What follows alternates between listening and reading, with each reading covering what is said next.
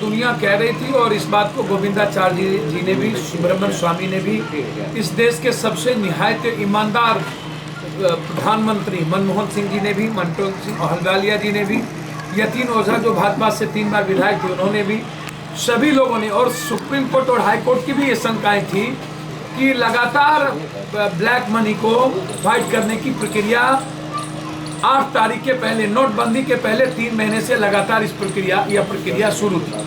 उसमें कहीं कोई बहस नहीं है। ये प्रक्रिया लगातार शुरू थे बैंकों के द्वारा, पूंजीपतियों के द्वारा, और यह बात साबित कर दिया, चाहे वो सुशील मोदी जी हों, चौरसिया जी हों, दिलीप जायसवाल जी हों, जो भी लोग हों, ये बात साबित कर दिया कि भाजपा पार्टी लगातार अपने ब्लैक मनी को जमीनों में लगा रही है। और अब यह कहना कि किसी भी परिस्थिति में कि ब्लैक मनी के लिए हम खिलाफ हैं, ब्लैक मनी के खिलाफ हैं, मैं मानता हूं कि गोविंदाचार्य के बारे में क्या राय है इसको स्पष्ट करनी चाहिए। सुब्रमण्यम स्वामी ने कहा ब्लैकआउट हो जाएगा, हिंदुस्तान गुलाम हो जाएगा, उसके बारे में क्या राय है इसको स्पष्ट करना चाहिए। मनमोहन सिंह जी ने जो पीड़ा और दर्द लोकसभा के भीतर आम आदमी के लिए दिखाया उसको स्पष्ट करना चाहिए। संयुक्त समिति से मैं जांच चाहता हूं, या सर्वोच्च न्यायालय के न्यायाधीश से जांच चाहता हूं कि 3 महीना पहले से लगातार कितने सोना, कितने हीरा, कितने मोती जवाहर खरीदे गए हैं, करोड़ से करोड़ रुपया। 3 महीना के अंदर 4 रिजर्व बैंक में कितने पैसे जमा हुए और 70 सालों में कितने पैसे जमा हुए, हम इसकी जांच चाहते हैं। दूसरा चीज, जनधन योजना में इतना हजारों हजार लाख करोड़ रुपया कहां से जमा हुए, किसके पैसे हैं, उसको अभी तक रोका क्यों नहीं गया। और जीरो बैलेंस बिहार में 64,000 करोड़ रुपया कहां से जमा हो गया, ये सबसे बड़ा सवाल है। जन अधिकार पार्टी के साथ पूरे देश के नौजवान और पूरे देश के गरीब किसान इस बात को जानना चाहता है। दूसरा, 100 से ज्यादा लोग जो मरे हैं, इस मौत के जिम्मेदार कौन होंगे, या कोई पॉलिटिशियन, कोई पदाधिकारी, कोई बाबा, कोई ब्यूरोक्रेट, ये क्यों नहीं मरे आज तक, कोई उद्योगपति क्यों नहीं मरे, इनका हार्ट अटैक क्यों नहीं हुआ, इनके पैसे क्यों नहीं पकड़ाए गए, और बाबाओं के संपत्ति पर आज तक इनकम टैक्स रेट क्यों नहीं हुआ।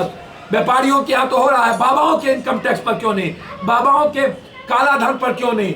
200 लाख हजार करोड़ रुपया से ऊपर सालाना कमाता है ये मंदिर और धर्म गुरु, ये क्या काला धन नहीं है। और सिनेमा जो काला धन के बगैर बन नहीं सकता है, उन सिनेमा पर आज तक इनकम टैक्स और ये दलाली सिनेमा के जो हीरो हीरोइन है, ये जो दलाली कर रहे हैं वर्तमान में, इससे बड़ा दलाल कौन है। शादी क्या बगैर ब्लैक मनी के होगा। और जो ड्रग्स माफिया है, ये ड्रग्स माफिया से लेकर के अन्य माफिया, इनको चांदी क्यों आप छूट दे दिया है। इसीलिए मेरा आरोप है कि आप जो जहां जहां ब्लैक मनी है, ड्रग्स के आधार पर, सिनेमा में जो ब्लैक मनी लगता, शादी में ब्लैक मनी लगता, चुनाव में, नीतीश कुमार जी से मेरा प्रश्न है कि आप लगातार नरेंद्र मोदी के पक्ष में खड़े हैं। नीतीश कुमार जी, क्या आपका चुनाव, आपका एडवर्टाइजमेंट ब्लैक मनी के बगैर है? क्या आप आने वाले समय में, क्या हेलीकॉप्टर खत्म हो जाएगा, कोई चुनाव उत्तर प्रदेश में कोई हेलीकॉप्टर नहीं चलेंगे? क्या जितनी भीड़ें आ रही है, क्या वो ब्लैक मनी के बगैर आ रहा है? क्या एक ही चुनावी सभा में सभी नेता जाकर के अपना प्रचार करेंगे? क्या बगैर ब्लैक मनी के चुनाव होगा? क्या पॉलिटिकल पार्टी आरटीआई के तहत लाया जाएगा? नीतीश कुमार अपनी जुबान इस पर क्यों नहीं खोलते? नीतीश कुमार जी, सत्ता के लिए पहले ही अनैतिक संबंध आप लालू यादव से कर चुके हैं, जहां लालू यादव का बेटा आपका तस्वीर तक नहीं लगाता है। सत्ता के इतने मस्त रहने वाले व्यक्ति कायर और कमजोर होता है, और आप पुनः लगातार जो व्यक्ति भ्रष्टाचार को न रोक सके। मेरा सवाल है नरेंद्र मोदी जी से, क्या बेईमानी रुक गई? क्या भ्रष्टाचार रुक गए? मैं जानना चाहता हूं आदरणीय नरेंद्र मोदी जी से, क्या आप यदि भ्रष्टाचार को रोकना चाहते हैं तो मेरा प्रश्न है कि एजुकेशन में आप फिक्स कर दीजिए कि इतना ही फीस देना पड़ेगा।